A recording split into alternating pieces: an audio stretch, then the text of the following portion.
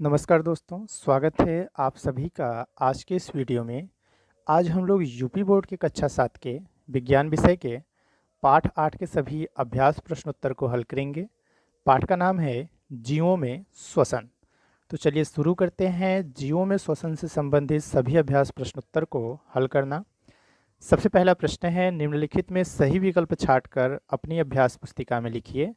जिसका पहला प्रश्न है, काकरोच में श्वसन होता है।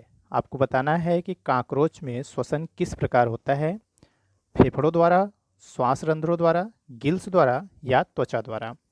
तो काकरोच में जो श्वसन होता है वह श्वास रंध्रों द्वारा होता है। ठीक है, तो हमारा सही उत्तर हो जाएगा श्वास रंध्रों द्वारा। और ऑप्शंस की बात करें तो जो फेफड़े द्वारा श्वसन होता है यह मनुष्य वगैरह में होता है, फेफड़ों द्वारा श्वसन। गिल्स यानी गलफड़ों द्वारा श्वसन मछली हो गई, उसमें जो श्वसन होता है आपका वह गलफड़े द्वारा। त्वचा द्वारा श्वसन जो मेढक हो गया, ठीक है, इसमें जो श्वसन होता है वह किसके द्वारा होता है? त्वचा द्वारा। ठीक है, तो पहले का सही उत्तर क्या हो जाएगा? श्वास रंध्रों द्वारा। अगला प्रश्न है प्रश्न ख, श्वासोच्छ्वास में किसकी भूमिका नहीं होती है? यानी निम्न में से वह कौन है जो श्वासोच्छ्वास में कोई भी कार्य नहीं करता? पसलियां, फेफड़े, डायफ्राम या नासाद्वार। तो पसलियों की श्वासोच्छ्वास में कोई भी भूमिका नहीं होती, तो हमारा सही उत्तर क्या हो जाएगा? पसलियां। ठीक है, आगे बढ़ते हैं। प्रश्न ग है, जो इस प्रकार की संरचना है इसके आकार के छल्ले जैसी संरचना होती है, तो ये किस में होती है? ऑप्शन है श्वास नली, मुख गुहा, ग्रसनी या फेफड़े में। तो ऐसी संरचना होती है हमारी श्वास नली में, तो हमारा सही उत्तर हो जाएगा श्वास नली में। ठीक है, चलिए एक बार फिर से देख लेते हैं। पहले में सही रहेगा श्वास रंध्रों द्वारा, दूसरे में पसलियां, तीसरे में श्वास नली में। ठीक है, प्रश्न नंबर 2 है, रिक्त स्थानों की पूर्ति कीजिए। तो चलिए रिक्त स्थानों की पूर्ति करके देख लेते हैं। सबसे पहला प्रश्न है, नासिका की गुहा को खाली स्थान कहते हैं। तो नासिका की गुहा को हम कहते हैं नासा गुहा। ठीक है, तो इसमें भरा जाएगा नासा गुहा। नासिका की गुहा को नासा गुहा कहते हैं। अगला है, नासा गुहा की दीवार पर खाली स्थान ग्रंथियां होती हैं। तो नासा गुहा की दीवार पर कौन सी ग्रंथियां होती हैं? श्लेष्म ग्रंथियां होती हैं, तो इसमें भरा जाएगा हमारा श्लेष्म। ठीक है, अगला है, व्यायाम करते समय श्वसन दर खाली स्थान जाती है। जब भी आप कोई भी मेहनत का काम, जैसे दौड़ना हो गया या व्यायाम करना हो गया, ऐसा कोई भी कार्य करेंगे जिसमें आपको मेहनत लगती है, तो इसमें श्वसन दर क्या होती है? बढ़ जाती है। ठीक है, आराम करते समय श्वसन दर कम रहती है और मेहनत का कार्य करते समय श्वसन दर बढ़ जाती है। तो व्यायाम करते समय श्वसन दर क्या हो जाएगी? बढ़ जाती है, तो इसमें भरा जाएगा बढ़। ठीक है, अगला है, काकरोच खाली स्थान द्वारा श्वसन करता है। तो जो काकरोच है, अभी हमने ऊपर पढ़ा था, काकरोच श्वास रंध्र द्वारा श्वसन करता है। ठीक है, तो इसमें क्या भरा जाएगा? श्वास रंध्र। अगला है, श्वसन क्रिया में ऊर्जा खाली स्थान होती है। तो श्वसन की क्रिया में ऊर्जा बाहर निकलती है, यानी ऊर्जा मुक्त होती है, तो इसमें भरा जाएगा मुक्त या निर्मुक्त। तो यह हो गया हमारा रिक्त स्थानों की पूर्ति। पहले में भरा जाएगा नासा गुहा, दूसरे में श्लेष्म, तीसरे में बढ़, चौथे में श्वास रंध्र और पांचवे में मुक्त। अगले प्रश्न पे आते हैं। प्रश्न नंबर 3 है, निम्नलिखित कथनों में सही के सामने सही तथा गलत के सामने गलत का चिन्ह लगाइए। तो चलिए चिन्ह लगाकर देख लेते हैं। सबसे पहला प्रश्न है, अत्यधिक व्यायाम करते समय व्यक्ति की श्वसन दर धीमी हो जाती है। अभी हमने ऊपर पढ़ा, व्यायाम करते समय व्यक्ति की श्वसन दर क्या करती है? बढ़ जाती है। तो यहाँ पर तो कह रहा है धीमी हो जाती है, तो यह क्या रहेगा? हमारा गलत रहेगा, क्योंकि व्यायाम करते समय श्वसन दर बढ़ जाती है। अगला है, अंतः श्वसन में ऑक्सीजन युक्त वायु ग्रहण की जाती है। यह हमारा सही है, अंतः श्वसन में हम ऑक्सीजन युक्त वायु ग्रहण करते हैं, तो यह हमारा क्या रहेगा? सही। अगला है, मेढक त्वचा एवं फेफड़ों दोनों के माध्यम से श्वसन करता है। यह बिल्कुल सही है, जो मेढक होता है वह त्वचा और फेफड़े दोनों के माध्यम से श्वसन करता है, तो यह हमारा क्या रहेगा? सही रहेगा। अगला है, उच्चवसन को निःश्वसन भी कहते हैं। यह भी हमारा सही है, उच्चवासन को हम क्या कहते हैं? निःश्वसन भी कहते हैं। अगला है, पेड़ पौधे रंध्रों द्वारा श्वसन करते हैं। तो ये हमारा बिल्कुल सही है, जो पेड़ पौधे होते हैं वह रंध्रों द्वारा ही श्वसन करते हैं। पेड़ पौधों की जो पत्तियां होती हैं, ठीक है, इस तरह से, तो पत्तियों के निचले वाले हिस्से पर छोटे छोटे छिद्र पाए जाते हैं, जिन छिद्रों को हम पर्णरंध्र कहते हैं। ठीक है, तो इन्हीं पर्णरंध्रों की सहायता से जो पेड़ पौधे हैं वह ऑक्सीजन और कार्बन डाइऑक्साइड का आदान प्रदान करते हैं, यानी श्वसन का कार्य करते हैं। तो पेड़ पौधे रंध्रों द्वारा श्वसन करते हैं, यह हमारा क्या रहेगा, सही रहेगा। ठीक है, तो फिर से देख लेते हैं। पहला गलत रहेगा, दूसरा सही, तीसरा सही, चौथा सही और पांचवा भी सही। अगला प्रश्न है प्रश्न नंबर 4, सही मिलान कीजिए। तो चलिए देख लेते हैं मिलान करके। ठीक है, सबसे पहला है इसमें अंतः श्वसन में ऑक्सीजन ग्रहण की जाती है, तो इसका मिलान हो जाएगा ऑक्सीजन ग्रहण की जाती है। श्वासोच्छ्वास, तो श्वासोच्छ्वास अंतः श्वसन और उच्च वसन को मिलाकर श्वासोच्छ्वास कहते हैं, तो इसका मिलान हो जाएगा अंतः श्वसन प्लस उच्च वसन।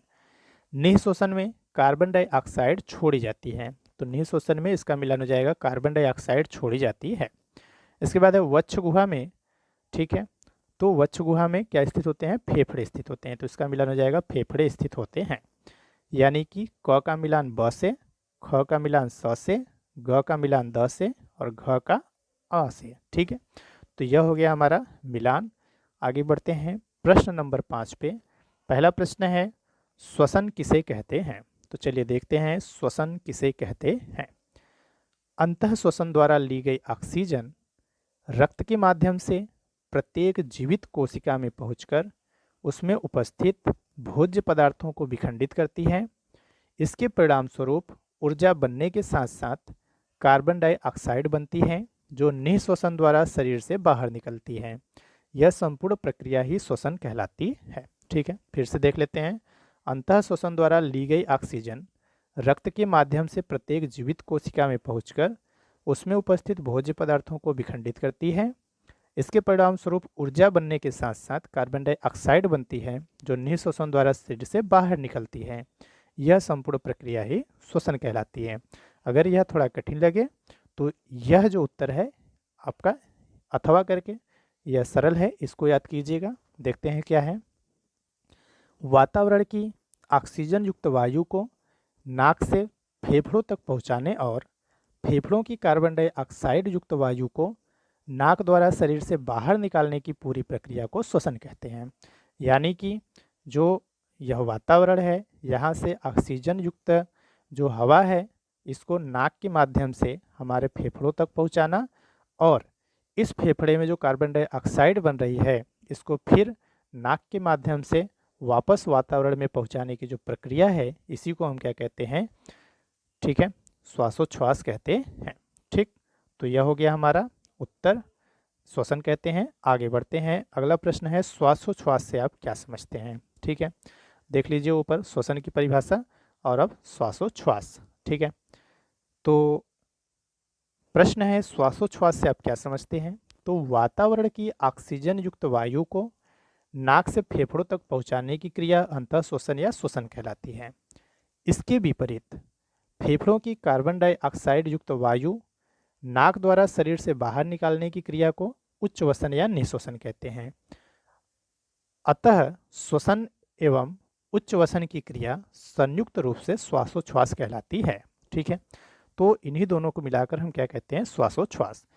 इसकी जगह आप यह उत्तर भी लिख सकते हैं, ठीक है, जो कि बिल्कुल ही छोटा सा है। तो हेडिंग है श्वासोच्छ्वास।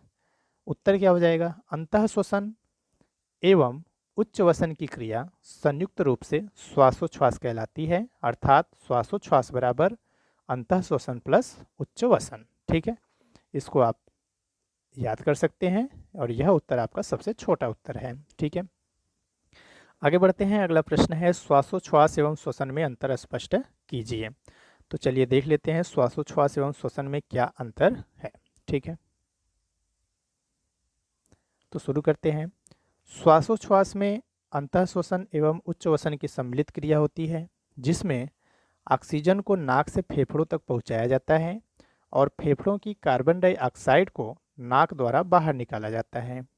यह प्रक्रिया श्वसन क्रिया का अंग मात्र है।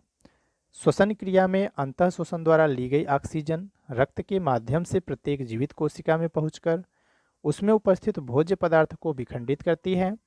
इसके परिणाम स्वरूप ऊर्जा बनने के साथ साथ कार्बन डाइऑक्साइड गैस बनती है, जो निःश्वसन द्वारा शरीर से बाहर निकलती है। यह संपूर्ण प्रक्रिया ही श्वसन कहलाती है। ठीक है, तो यह हो गया हमारा श्वासोच्छ्वास एवं श्वसन में अंतर। ठीक है, आगे बढ़ते हैं। अगला प्रश्न है, मानव के श्वसन अंगों का सचित्र वर्णन कीजिए। ठीक है, तो सबसे पहले श्वसन तंत्र में कौन कौन से अंग सम्मिलित होते हैं यह देख लेते हैं हम। तो श्वसन तंत्र में निम्नलिखित अंग सम्मिलित होते हैं: नासाद्वार, नासागुहा, ग्रसनी, श्वास नली, फेफड़े। ठीक है, यह 5 अंग हमारे शामिल होते हैं श्वसन तंत्र में। ठीक है, तो अब बारी बारी से इनके बारे में जान लेते हैं। सबसे पहले नासाद्वार का क्या होता है। तो नासिका के आगे वाले उभरे भाग के इधर उधर 2 अंडाकार बाह्य नासा छिद्र होते हैं जिन्हें हम नासाद्वार कहते हैं। ठीक है, इसके बाद है नासा गुहा। तो नासिका की गुहा को ही हम नासा गुहा या नासिका गुहा कहते हैं। ठीक है, नासा गुहा का मतलब नासिका की गुहा को नासा गुहा या नासिका गुहा कहते हैं। इसके बाद नंबर आता है ग्रसनी का। ठीक है, तो नासा गुहा पीछे की ओर एक नलीनुमा संरचना में खुलती है जिसे हम ग्रसनी कहते हैं। अब आता है श्वास नली। तो श्वास नली नलिका जैसी संरचना होती है जो 2 शाखाओं में बढ़ जाती है जिन्हें श्वसनिया कहते हैं। प्रत्येक श्वसनी अपनी अपनी ओर से फेफड़े में खुलती है। और अंत में आता है फेफड़े। तो वक्ष गुहा में हृदय के दोनों ओर एक एक दायां और बायां फेफड़ा होता है। ठीक है, तो यह आपकी हो गए श्वसन तंत्र के मुख्य मुख्य अंग। ठीक है, अब देख लेते हैं श्वसन अंग का चित्र।